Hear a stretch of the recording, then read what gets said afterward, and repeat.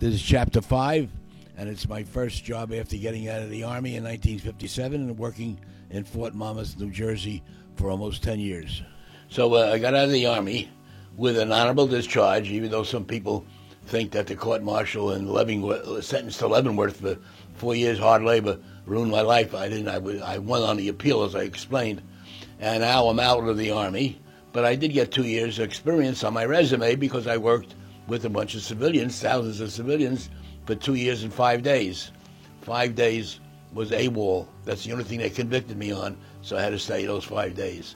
Now I had to get a job. So I didn't want to kill myself, but I was really upset about losing those 2 years, so I was in a rush to enjoy life. So my brother Harold, again, who got me into college, now said, come work for the government in Monmouth County. And I said, why not? He said, well, while you're thinking about it, it's a prestigious job. It's for the government. It's commuting distance from his house, where I was going to live in one of his apartments. He owned a bunch of apartments, and we'll see what I want to do in life. But meanwhile, I'll make a living. So I took the job as an engineer for the government in Monmouth County, as I mentioned a minute ago, and I went crazy. I was the only bachelor, or one of the three in the county of Monmouth County. Everybody else were married people and single women. So I really took advantage of that. I went out immediately and bought a MGTF sports car and a Cadillac. I had 2 cars, used of course. And I joined every club and I went to every bar every night looking for women while I went to work every day and killed time till the night. Now my 9.5 years working in this laboratory with like 10,000 engineers and a couple of hundred beautiful secretaries, I really, beside that love I mentioned about when I was in the Army with that girl in Pine Bluff, this was my second love, but the real love. I met the executive secretary to the head of the agency of these 10,000 engineers, and he was in love with her, the boss, and he was 20 years older than her. And then I got hired, and I fell in love when I first met her. She's gorgeous, and everybody realized that she was the prettiest girl in the county. And I stole her away from the big boss, which really became a famous episode, but I won't discuss it more because I became friendly with him later on. But anyway, I became inseparable. We spent 5 years together, every lunch, every evening on dates. It was just it was like being married. I really, really loved her. And here are some pictures, give you some idea. But what happened is, even though I'm talking now about a great love, she went on a cruise. But after like the end of 1960s, like 67, and she met a Frenchman on the boat. She went to cruise to Europe, and the Frenchman was the son of the richest builder in France. He built the tunnel through the Pyrenees, and she fell in love with him. And she came back in from the cruise and told me what happened, and that was the end of it. She dropped me. But here's some pictures of her with me in the Monmouth County. First of all, we had a house. I had a house there, and for 5 years I had a party every day. And I had two roommates, both, all three of us were bachelors. And Patty, her name is Patty, I didn't say it before, and she was over the house all day long, every day. And we were just almost like a married couple, except she went home at night. And when I went to her parents' house, they tried to teach me bridge. They were fanatics, and I never did catch on. If I had learned bridge, I would have probably married her. But boy, was I crazy about her. But then again, I became a legend in Fort Monmouth because I was dating the prettiest girl in the county. But let me take a time out before I tell you everything else about what happened. And it was pretty interesting because I learned how to write for a newspaper then. I wrote a column for the Long Branch Daily Record. And my life really was formed then. I was making up for my 2 years I lost in the Army. But what I did, I never would have thought it existed. I joined what I called a continuing education experience, a club called Toastmasters International. It has like 200,000 members, and it has about 100,000 clubs all over the country where you learn to speak in front of people. And being an engineer and working in a research lab, all I met was nerdy people. And then I realized something was wrong. And this club was in Rumson, New Jersey, with a bunch of people from Wall Street. And it's a club that is self-supporting. You pay for your meal, and you meet every 2 weeks at dinner for an hour and a half, and you speak. They don't teach you how to speak, you just practice. And here I'm going to show you some scenes behind me, how the club is conducted. What you do is, there's 20 members, and it takes about 2 years to go through the program. And what you do is you have an assignment, and every meeting has 4 speakers that speak for 5 minutes, plus or minus 10 seconds. Then you have 4 people who evaluate the 4 speakers, and then you have somebody evaluating the evaluators. I mean, everybody has a task, and they'll criticize the speaker that he said, too many times. Or the other one that says, listen to congressmen, they do it all the time. They speak and they say, I went into Congress, they keep saying, So it teaches you not to say what someone wrote down while you're speaking, a criticism, and then reads it to you in front of everybody. So it's really practice. And it's a wonderful experience, and I got very active in it, meaning I never missed a meeting, and I got good. This is my 50th anniversary since I finished the Toastmasters Club, and that changed my life completely. I was a nerdy engineer in a big research lab. To try new things, practice, don't give the same talk you give all the time with a new title. Thanks a lot. Now, besides developing a speaking talent, which I still use even today, because I just taught college a year ago in New York City, as I mentioned in another part of this video. But what I did there, I did something really revolutionary, especially for an engineer who never took a writing course. And I had mentioned that in college I wrote for the local college newspaper, but that was no big challenge, because anybody who had time, they would publish. But here and now in Monmouth County, there was a local newspaper. I lived in Long Branch, New Jersey, called the Long Branch Record, had a circulation about 50,000, published every day of the week, and the editor of the sports editor of that newspaper was actually a former Olympian. He was an NYU graduate and was almost a professional walker. He somehow got the Olympic Committee of the United States preparing for the Olympics of 1962, which I believe was going to be held in Japan. And he wrote in the paper that they're going to hold the tryouts for the Eastern United States, and he somehow got them to do it, and he's going to set it up with the Chamber of Commerce, where they would walk around Long Branch, New Jersey, the township. They would walk around the city twice for the 26 miles.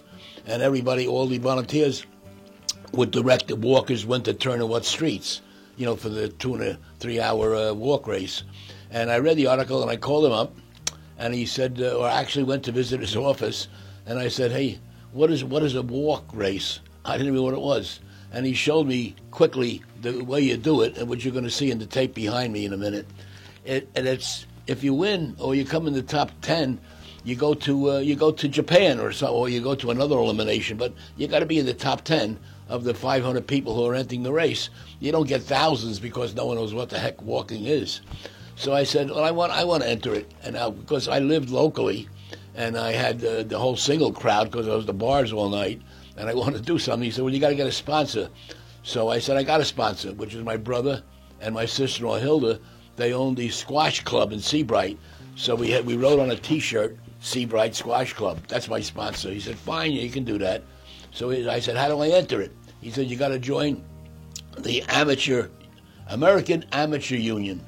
I said, what is that? He said, well, you got to be a member of the amateur club, or whatever that is. So I sent him my $10, and I got the card, and I gave him another 10 or whatever, it's $15 to enter the race with the 500 races. So that became a big joke at work. I used to walk in the parking lot at lunchtime doing that funny walk that I just shown you. And then the day came, and we had all my friends, because the whole single world in Monmouth County came, like 7 cars, and my best friend was in a Porsche. I mention that because it's a very low car. You sit low, you can actually sit on the hood of it. And the race goes off, and here's the theory we had. I had never probably even had to walk. They're going to walk for 2 hours, and they're going to pace themselves around it. So my idea was to walk as fast as I can for about 3 blocks, which I should be able to keep up with the good ones, because they're going to pace themselves, and I'm going to stop and make believe I got a pain in my chest, and I'm going to stop. Now, if I wanted to go further we also said I can walk slower, but every mile or so, go into a gas station restroom, and somebody else will come out with the same T-shirt, and you'll give them the number you had, and they'll continue it, and we'll have like 30 people take up a little piece of the race, and we'll knock the crap out of all these professional walkers from all over the country. I'm not going to go that far, but if it happens, I'll do that. So we had it all planned. So we come out the next day, and most of these races had coaches from there.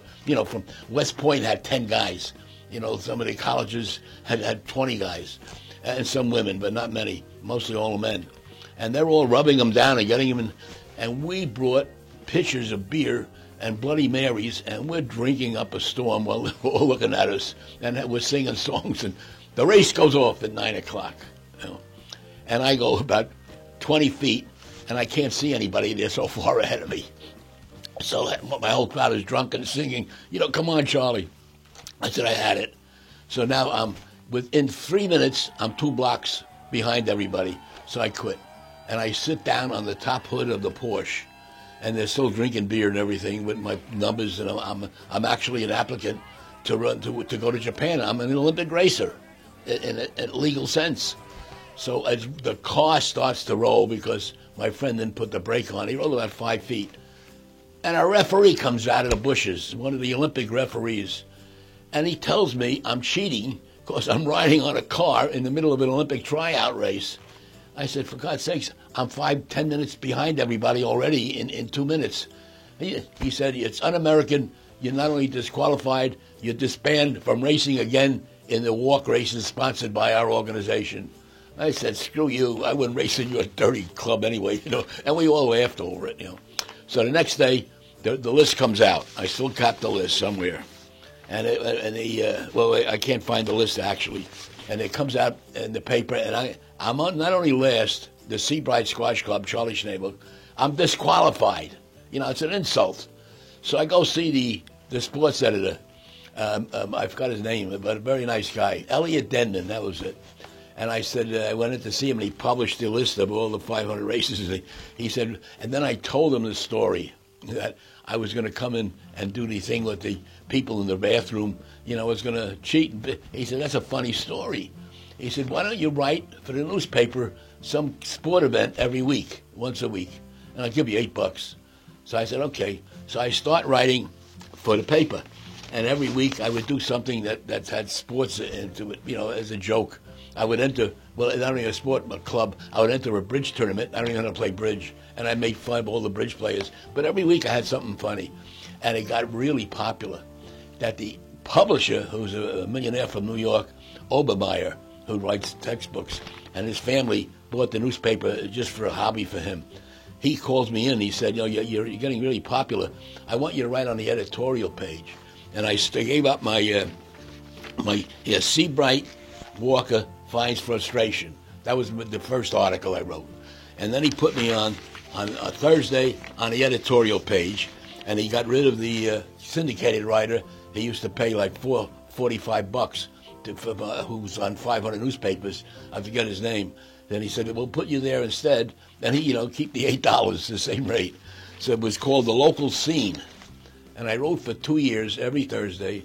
The circulation doubled on Thursday.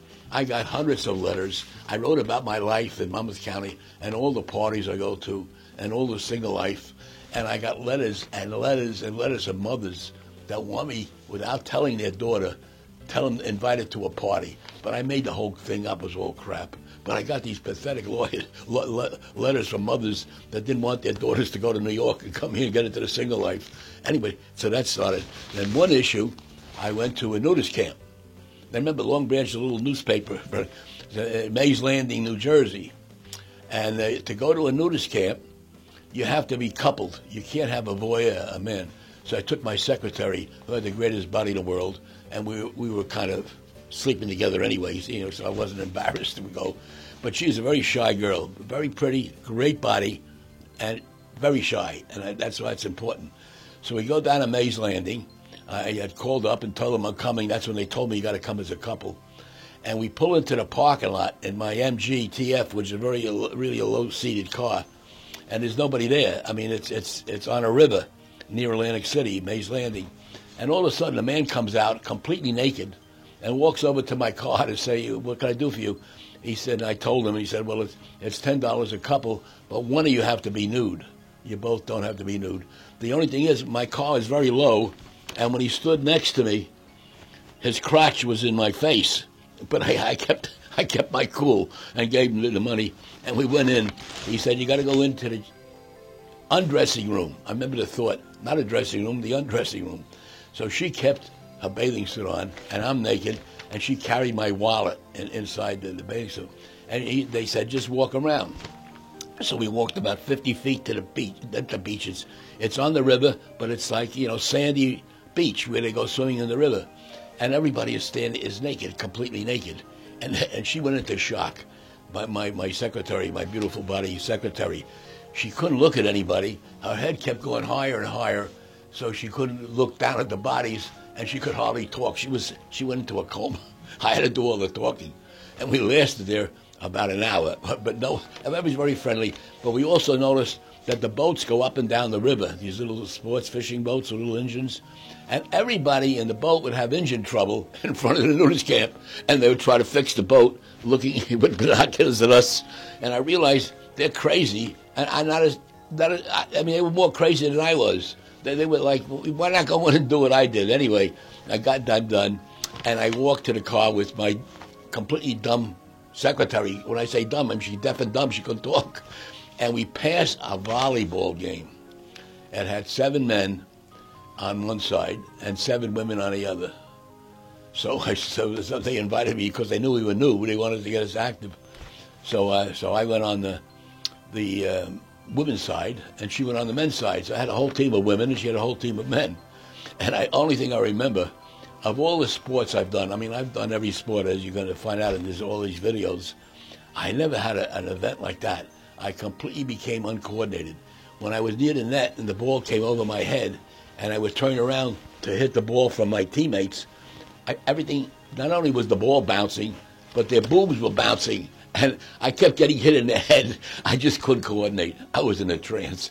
And see, that story, word for word, like I just described, I wrote it in the Long Branch Record, which had triple the record circulation for the day. Everybody was curious. They got sued by the nudist camp because I went in without telling them I'm a reporter. But the publisher, who has a lot of influence in Jersey, calmed them down. Lawsuits started. But it was reprinted in some other publications, and this is it's called Sojourns, and I've told about the story. And I had at least 10 clubs, men's clubs, Alumni Association, had me as guest speaker, where I used my speaking they all want to know what I just described. So that was my career. Now, that was my career in Monmouth County before I went to New York. Now, and 2 of my articles are always funny, but I thought a little bit of a lie. And I wrote one about a trip I made with some millionaires in town who owned all the department stores. And we did. We used to go away to ski trips. But I made like we all went to the Playboy Club and had a good time. And the publisher calls me up at midnight. He said, "Did you really go to the Playboy Club with those millionaire real estate, retail store guys?" No, I made it up. He said, "You're fired." I said, "Why?" He said, "They're all in debt to the bank." And the bank read that article, and he sees they're going to the Playboy Club. They wanted their loans back. So the advertisers took their ads out of the paper. Yeah, but 2 days later, he calls me back. He said, "You're hired again." That happened another time, I forgot what it was. But 40 years later, when I'm in Washington with my daughter, I called him up because he had just published a book on the Supreme Court Justice Rehnquist, and he was in Richmond, Virginia, and he drove up to Washington, and I met him, it was like 10 years ago, which was like 40 years when I worked for him, and we had drinks in the Cosmo Club, the famous club, and we reminisced because he was nice enough not only to publish me, but to publish the article that I'm going to show you in a few minutes about my nephew Howard, who was killed in Vietnam. But that was my story of how I learned how to write. And now also, I may give you the wrong idea. I mean, besides going to nudist camps and writing to the paper and Toastmasters, I had a job also. Oh, but I should also mention at that time, I took flying lessons. It was renting a plane was $4 an hour because gas was only about 8 cents a gallon, and an instructor was $3 an hour.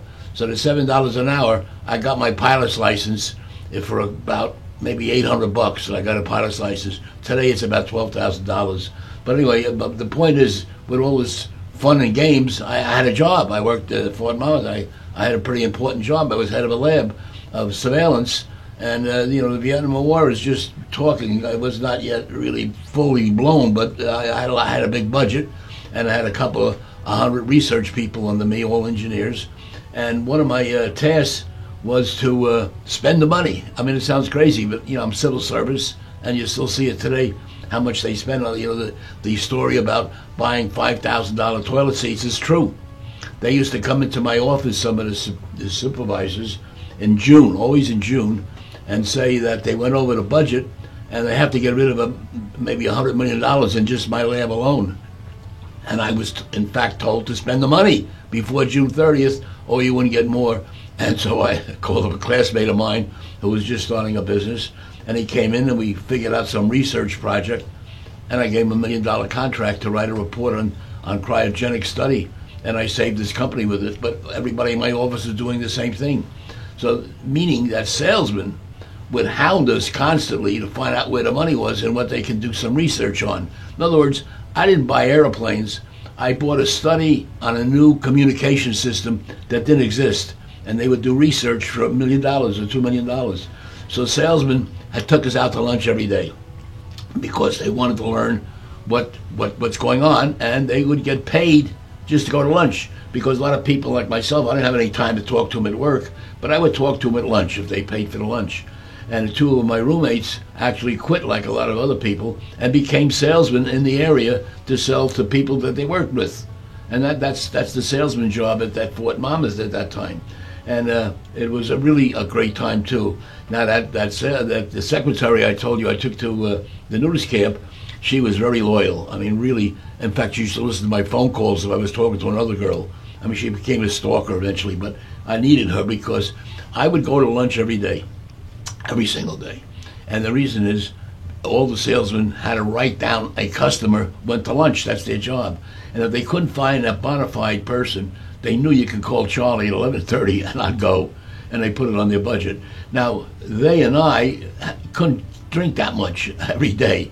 So we went to these 3 or 4 restaurants that knew us, and I'd order a martini, and it would really be water, because the waiter knew about that. They had to get a big bill to get their pay. And also my secretary that I just mentioned would transfer the calls that people called in on business and transfer it to the bar. And everybody would get quiet, and I would transmit business in the bar every day till about 3 o'clock. I swear that was like heaven.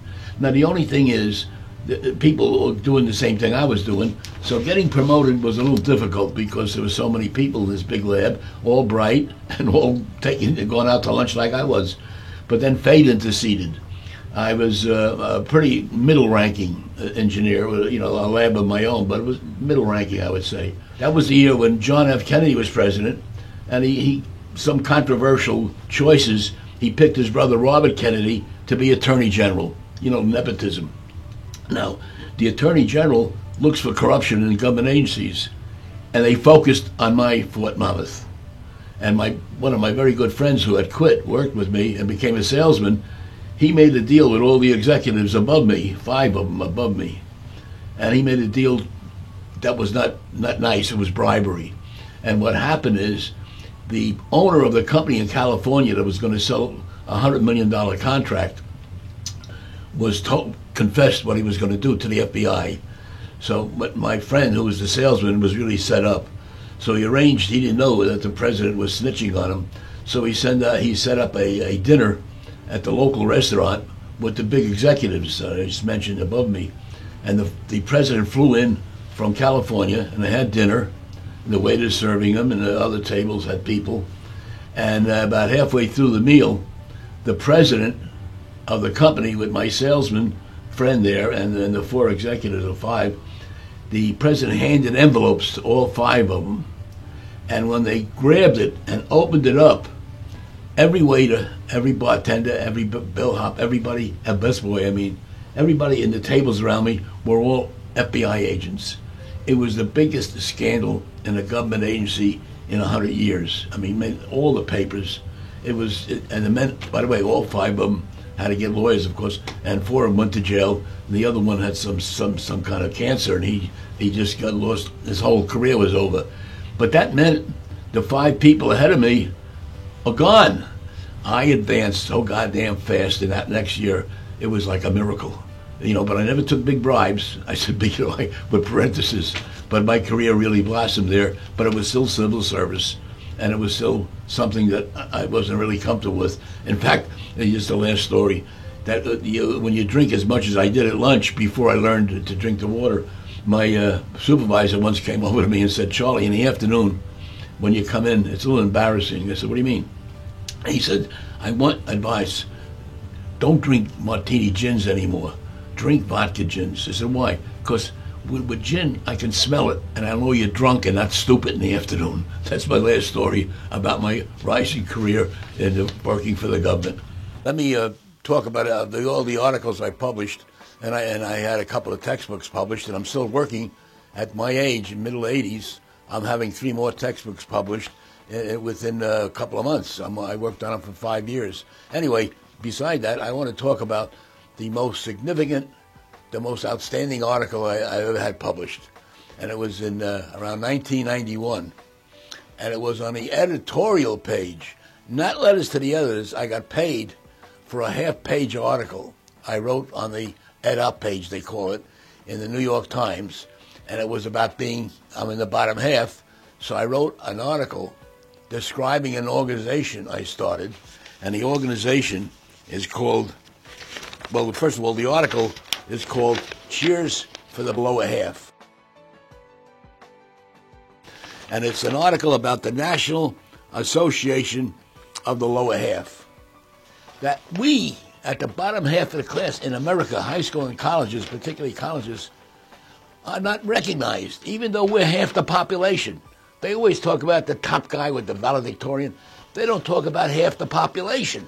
And that's what my organization intends to make popular. And you can't join it without being in the bottom half. So that was the whole gist of this article. And I mentioned that the vice president at that time, Dan Quayle, I'm trying to get him to join because he was in the bottom half. But he's not really a typical thing. The idea of the bottom half is we're just as smart as the top half. And according to most statistics, we are more successful. Even though we had lower grades, we were the ones that were so active. As the editor of the magazine and the captain of the football team, we were so active, we didn't have time to study to get the goddamn A like everybody else was obsessed with. But we really are more successful than any other group, the bottom half. And this article came out as a half page, and then it was followed by an article by the president of the Teachers Association, Albert Shanker, saying my article was great, and it shows the need for people to recognize that the lower grade people are sometimes very bright. They may be bored. If you have a boring teacher, you don't study. Well, my bottom half, we only studied the subjects we liked. Anyway, the article comes out, the New York Times, circulation of 500,000. And it was a sensation. They got more letters to the editors than any article they put in. They actually asked me to write every so often, almost like every month. But I got $100, by the way, for that article. But I never followed it up. But I got maybe 1,000 letters based on that article from all over the country, mostly New York City area. And people wanted to join this club. How do you join it? And so forth. Well, I'm going to get to that in a minute. But meanwhile, I got 2 typical letters. The first one is from an author of a bestseller. He says, I was a bestseller. I was listed as a bestseller author in the New York Times book section. I mean, it's a famous, not famous, I never heard of him, but he had a book published. And he wrote me based on that, and he is president of Bristol Myers Company, the president. He admits he's in the bottom half. I loved your article on the bottom line. Having graduated in the lower quarter of both my high school and college classes, I managed nevertheless to persevere and had gotten a PhD and written a New York Times bestseller book. I'd love to join your organization. And your work needs publicity. As Bristol Myers president, I have spoken to students all over the country, and he writes on and on and on and on. And he's asking me questions. He says, do you have documentation that substantiates some of the statements? Like I said, that half of congressmen are in the bottom half. And I said, half of people, even doctors, are in the bottom half, except pediatricians and gynecologists. They're in the top half. That's how stupid I was writing. And I also said more than 75% of our past presidents graduated in the lower half. Now, those are the couple of sentences I had in my article. It was all made up. And he wanted to know how I substantiated it. He wanted to put it in a book he was writing. I'm from the president. I mean, it's crazy. Then what happened is I showed the letter to my accountant, and he says, well, you know, form a corporation and join, make a club. Well, I'll get to that, what happened later. So in the meantime, I wanted to get a little more publicity because of the letter from Bristol Myers, and I wrote a letter to Vice President of the United States, Dan Quayle, who was kind of famous for being illiterate. And I'm inviting him to join my club and so forth. And by the way, at the bottom of the article, of my letter to Dan Quayle, by the way, President Bush's grandfather graduated from Stevens Institute. And that's true. That's interesting little insight. He was like the class of 1928. Looking forward to meeting another successful bottom of the half member. I wrote this, looking forward to meet Dan Quayle. If I can arrange to meet him, I can possibly circumvent the security system protecting your office, your office. So just let me know when I can drop in. Meanwhile, I wish you all the luck in the world, and our membership is sure that your membership will sure to become an inspiration to everybody. Also, P.S. Don't take the job so seriously that your golf handicap suffers. I got a letter back from one of his assistants not to write him anymore. All right, so anyway, all the letters I got, hundreds of them, and people were inspired that they gave the article to their children who were attending colleges who were getting depressed because their grades were low, and it was like an inspiration to the whole world, and the Times was really impressed. This is how impressed they were. They got inquiries from 20 other publications that reprinted my article, and I got $100 from each one of them, so I made $2,100 from that article, and that's very rare. Nobody who writes on that edit page, except a syndicated professional writer, ever got that before. That's why they asked me to write again. So that was really a great response. Now, what happened after that is a little confusing. I mean, I went over. In other words, it got out of hand. A guy calls me from California, and he's a newspaper clipping service, and he got a reprint of the New York Times article in a newsletter that's circulating all over the country called The Bottom Line. And The Bottom Line got permission. I got $100 for this one.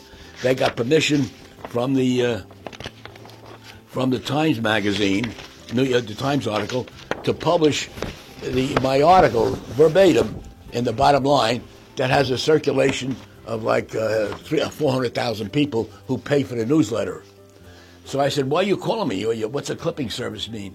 He said, I clip articles from every publication in the country, and I send it to talk radio clients. I said, what do you mean talk radio? He said, every city has these drive-in time in the morning and in the afternoon where they have Dolly and John on your way home from work or in the morning going to work, and they talk about topics of the day, but there's so many of them, and sometimes it's a quiet day, there's nothing to talk about. So I'm going to send out your article to 2,000 clients, something like that, all over. Every city has talk shows. I know, well, what do I care? Fine. He said, okay, but the reason I'm calling you, you're going to get a response. And sure enough, about a month later when the article comes out, I start getting calls, 150 calls within 8 days. What happens is the station in Des Moines, Iowa, calls up and says, we want to discuss and have an interview next Thursday morning at 7:30 for about 8 minutes. But it's the talk show of Robert and Harriet, and they're on in the morning, or Joe and John, whatever, who is. Imus in the morning maybe even, but it wasn't Imus. I just used that as an example. And they're going to call you up about 10 minutes ahead of time next Thursday at 7:15 and get ready to be interviewed. I said, okay, well, why not? So they start calling, just when he said, and I had, over the 5-week period, 76 radio stations called me, and I accepted all of them. And then they thought a few more called, but I just couldn't do too many. So I'd get a call, like they said, and I hear in the background, and now we have Charlie Schneeberg from New York, who's president from the National Association of the Bottom Half, going to talk to us about his organization for Americans who got in the bottom half when they graduated college and high school. Charlie, how you doing? And they start talking to me, and I got so good at it, it went from 5 or 6 minutes, I got it up to about 9 and 10 minutes, that my organization wants to publish the good things we do, and it's a growing, and I went on and on and on. And I gave out my address, and people started sending me $25 to join the club. I collected over $16,000, and it kept coming in. I go to my accountant again, who gave me advice about incorporating. I said, what do I do? What do I do? Is it a fortune I keep and buy a car? He said, Charlie, you could. Of course, it's mail fraud. You go to jail. I said, what the hell you call? He says, you can't have an organization that doesn't exist. You better establish one and have an annual convention and write a newsletter, or you're going to go to jail if you don't get. So I gave all the money back. I mean, I got scared to death. And that was the organization that could have grown in leaps and bounds. And the next to the article, which you saw behind me, beside my article, 2 weeks later, and I reprinted it next to my article behind me, Albert Shanker said, about how great it was. And then I got a bunch of new letters for that. So it's amazing what the New York Times can do with an article. And by the way, there were a lot of articles that were condemning the one I wrote, the editorial page. And it was mostly from academians, professors, that I was unjustly justifying lack of people studying or whatever. But nobody else ever, they all thought it was great. Anyway, that's the story of my publishing life. Yeah, I want to introduce my friend. For how many years have I known you? Over 50. 50 years, Anita Lang, who is a legend in the College Stevens Institute of Technology. How many years did you work there before you retired in 2013? How many years you worked there? I was there 47 years full-time. And what was your title when you left? And then 2 years part-time. And what was your title when you left? Director of the Alumni Association. Official title was Executive Director, and Stevens Alumni Association. You were part of the administration. Now, yes. The Alumni Association are made up of alumni or volunteers, but you were the liaison. You were with the college. Yes. You were an employee. And you have seen 37,000 alumni? How many alumni are they? Oh, I'm not sure about the exact number anymore. But it's about that number. Probably. Yeah. Now, it was a all-male school till 1974, so I'd say 90% of the 37 graduates are male. And you still keep in touch with many of them because you were there so many years. Actually, the first woman was admitted in 1971. She graduated in 1974. Oh, that's the first. So it was really a male. And she did it in 3 years. Oh. I'm cutting that out, actually, because you know what place I am in my graduating class? You're going to laugh at it? I know. Tell them where I was. You were the anchor man. And what was, and you were not, wait a minute, don't go so fast.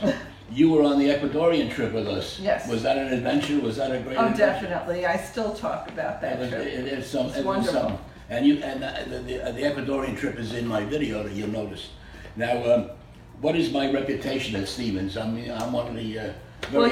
your reputation precedes you. Yeah, definitely. Would you say it's a good one, or just that everybody knows about it?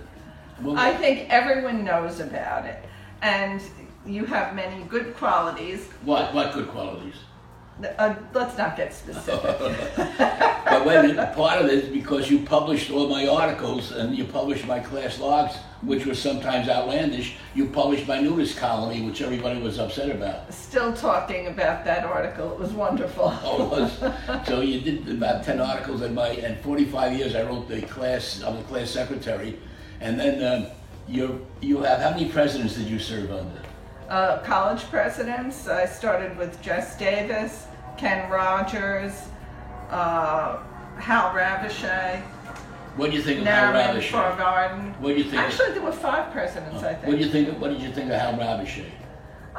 He was a breath of fresh air when he first came to Stevens, and he The alumni loved him. At that point in time, when he first came to Stevens, it was a pleasant change from the old school type of president. Well, I got to hate him because I found out he was a crook, and he censored me off your magazine. And then I started to write my own newsletter called the Johnsonburg Journal. Johnsonburg is where our summer camp, we actually went to camp in freshman year for 6 weeks to learn surveying, and I named it after that town. And he hated me, and I hated him, and I tried to get him indicted. But my Johnsonburg Journal, what was the response to that? You had nothing to do with it, but they accused you of knowing about it.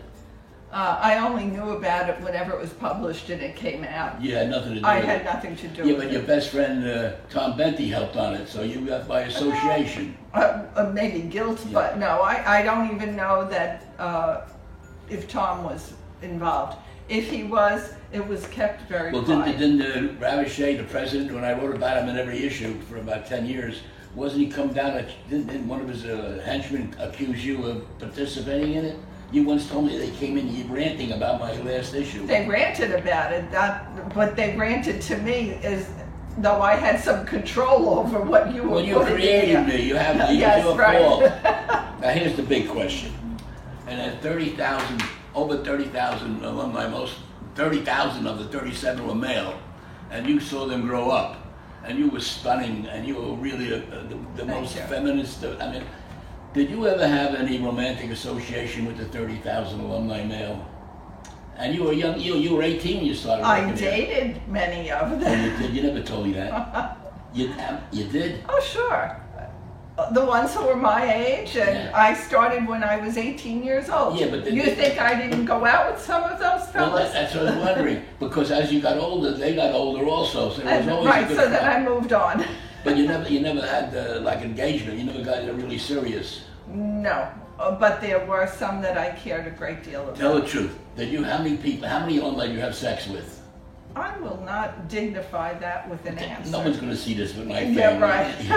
You're not going to tell them. If it's more than 10, laugh. Oh my God. Oh my God. Anyway, thank you very much for the and you Good luck. are still the fantasy of many of the alumni. They still remember you. You Well- really were the one they associated with. I grew up at Stevens. Well, and administrations changed, but not you. You were always there. I was the constant, and I met many wonderful alumni. Was I one of them? Of course you were. I still love you. Beside the interview, I'm going to show you where I actually gave lectures to entering freshman classes at Stevens many years after I got out, because I kept active in the Alumni Association. And I'm also going to talk about, I gave the speech at the dinner before graduation for the seniors, and I gave out the Anchor Award to every class from 1968 to 72. And in the class, 71, was my nephew Richard.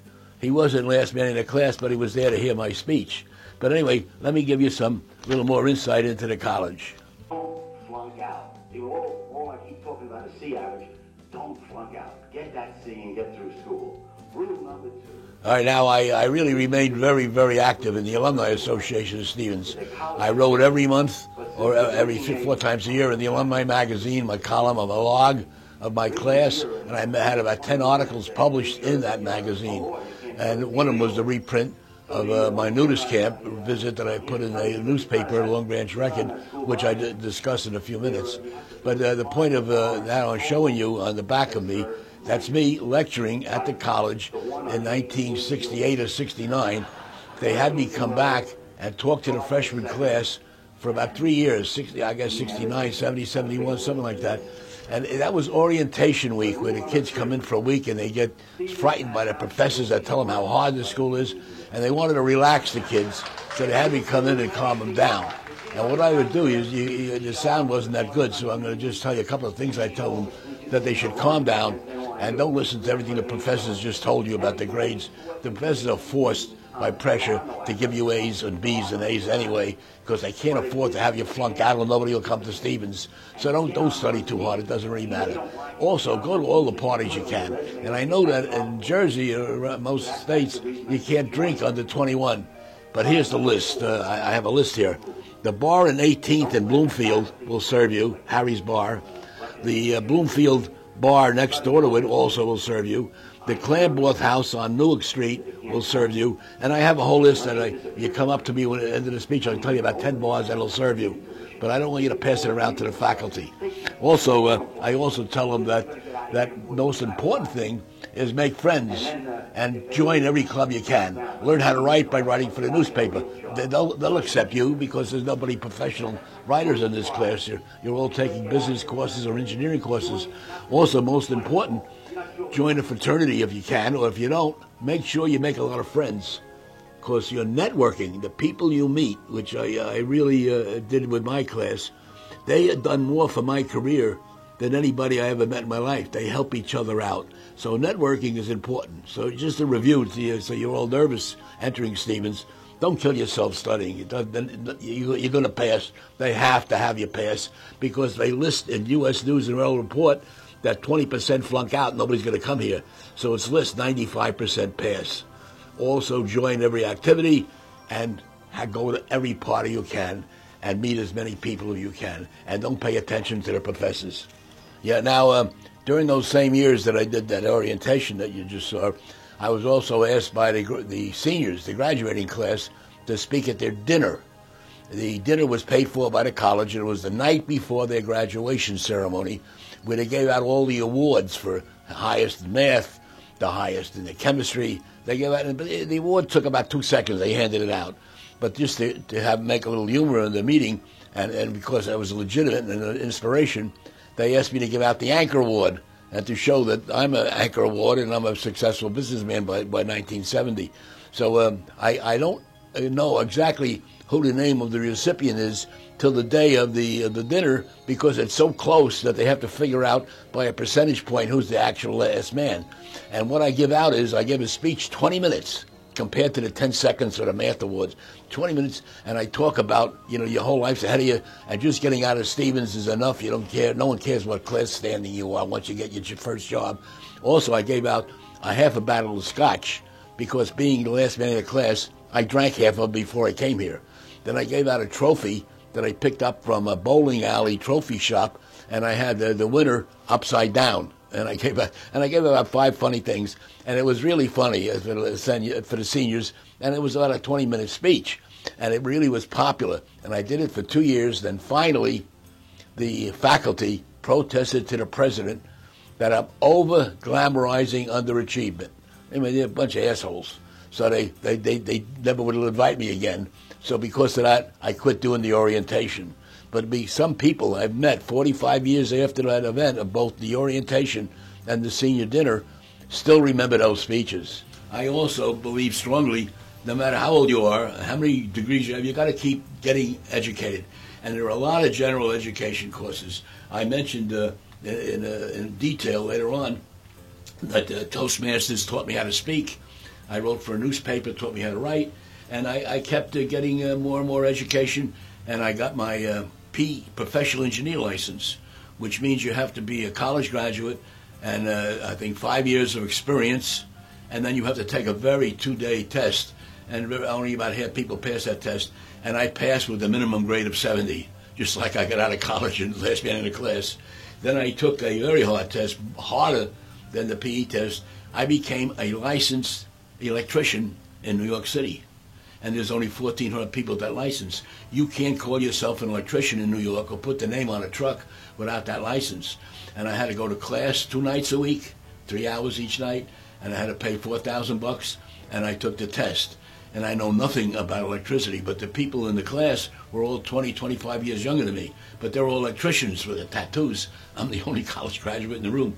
And they helped me, tutored me on some of the laws and stuff, and I got the license. And I'm the only one in New York City with a P license, that's the intellect, and the licensed electrician, the more of a blue-collar thing.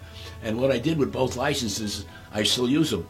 I get paid for my P license when I stamp drawings, and I get paid for an electrical contractor uses my license. I farmed it out, and I get paid every time he seals that license. And between those two fees at my age, I'm getting like triple my Social Security payment. So those things are good. I also have a certificate from the largest security organization, which means I had to take a test, and I am even a notary public. And why I mention that you only can charge like $2 to notify the signature is the person in front of you. But I would get $8 if it wasn't that person, and I would get $50 if the person who wants me to seal the notary is dead. I would get $50. I'm the only one in the city that does that. But that's just between you and me. And I also, when I got out of Stevens, I wanted to get more degrees. And I went into New York to New York Law School, downtown. Not an NYU Law School, but New York Law School. It's a 7-story building. That's the whole campus. And I wanted to take some courses at night and become a lawyer. So they have a 3-year course in the daytime, and then they have a night program. And I said, hey, I'm going to enroll because I'm working full time. I want to take a couple of years to do it. He said, no, according to the bar exam, you have to have 3 years daytime or 4 years at night. I said, I can't do 4 years. That's too much. So I walked 6 blocks further downtown to the NYU, New York University's Graduate School of Business, that only opens at 5 o'clock at night because it gets all the people from the financial area. That building is closed now, and the MBAs, the master's degree participants, they have to go up to the Greenwich Village campus. But when I went there, it was all in that one building, and I got my MBA out of NYU because I didn't want to spend, and it took me 8 years because I only went part-time. So that was those 2 degrees. And also, I show you behind me, I also enrolled to get a PhD in business from NYU, and I show you my transcript, and I got about 15 credits out of the 30 needed, but I didn't think it was that important, and I switched it because I was under the GI Bill now. And the GI Bill was 10 years after I got out of the Army. I had no GI Bill when I got out, but President Johnson passed a retroactive, so I took, instead of finishing up at NYU, I took flying lessons, even though I already had a license. I used the $40,000 they gave me. I bought an airplane and I flew under the government's funding. But that's another story. Anyway, my point of the whole thing is that you really got to keep educating yourself. There's no end to what you can learn.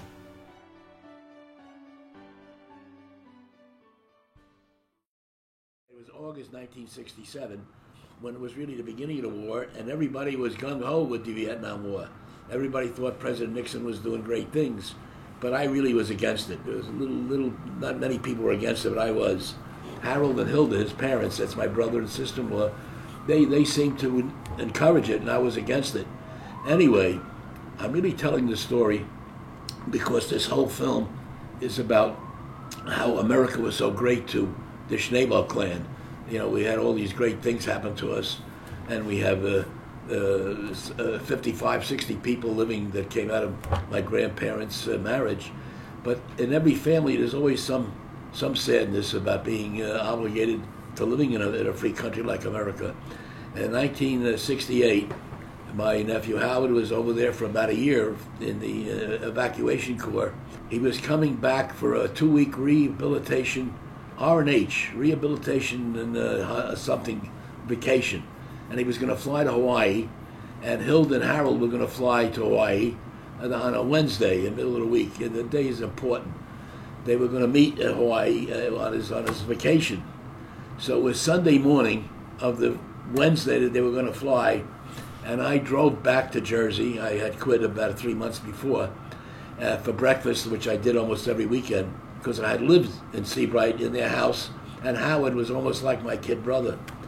And we were eating breakfast, and I remember I could never forget it, looking out of the window on the second floor that looked down into a parking lot where you had to walk upstairs to get to their front door on the second floor. And a khaki-colored military car pulls up, and a driver, looked like an enlisted man, and a lieutenant around 21 years old comes out with an envelope in his hand. This is 8 o'clock in the morning on Sunday before the Wednesday, with all the flyers on the table about the vacation hotels. And the lieutenant started to walk up the stairs with this envelope, and I immediately ran out and caught him halfway up the stairs. I went halfway down the stairs, and he was halfway up, and I remember saying, "Get the fuck out of here. You're not coming up." He says, "I have to." He said, "No, you're not coming up. I'll kill you." And he threw the envelope on the step, and he backed out and went back to the car and drove away, and I picked up the envelope. And I walked back into the breakfast room where I was sitting with Hilda. Harold was somewhere else in the building.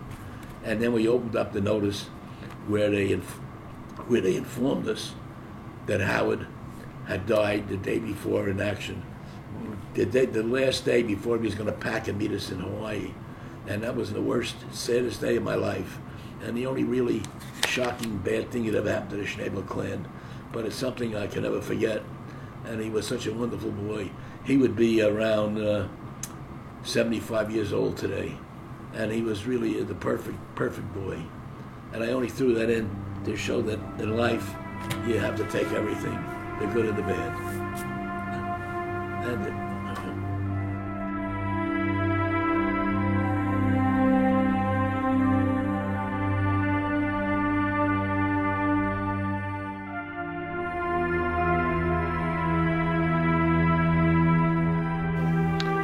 it was 1967 when all this happened, and Howard was the first fatality from the Vietnam War in New Jersey.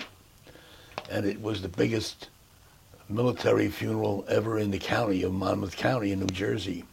The state senator, the United States senator, the congressman, the mayor, the governor, the head of the state police, and other congressmen showed up for the funeral. And the state police were along the Highway 35 that led from the funeral home to the cemetery, and there must have been 500 cars in the ceremony. It was a really, really unbelievable event and a horrible one. And the following day, I called up the editor of the local newspaper, which I had mentioned previously in this video, that I worked as a columnist and wrote a funny column for many years on a weekly column that I got paid $8 for, but it was really a very popular one. And I asked the publisher if I can publish an article about Howard. He said, sure. And he put it on the first page.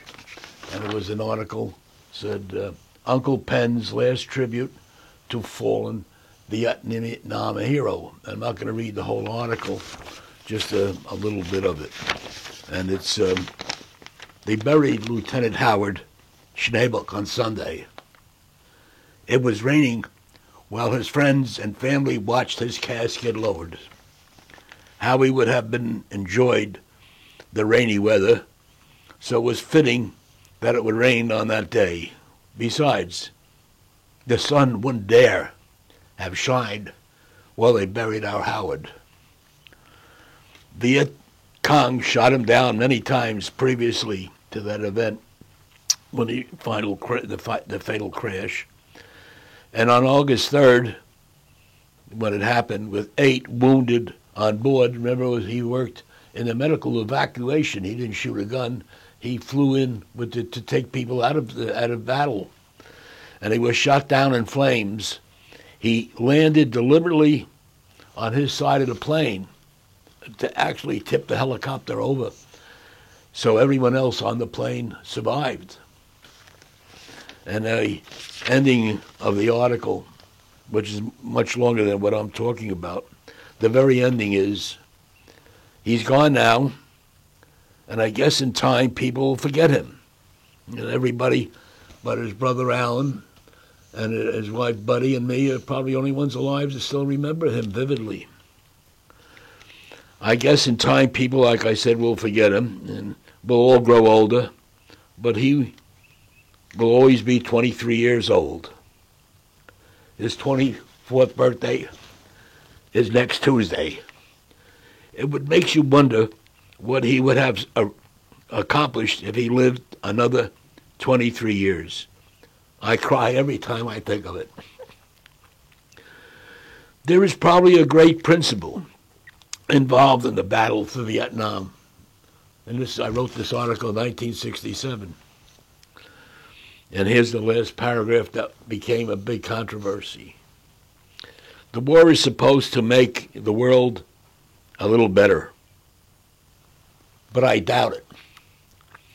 It couldn't possibly make up for my nephew, Lieutenant John Schnabel, and why I said it was controversial. This is when everybody was rah-rah about the Vietnam War. The riots didn't happen until 2-3 years later.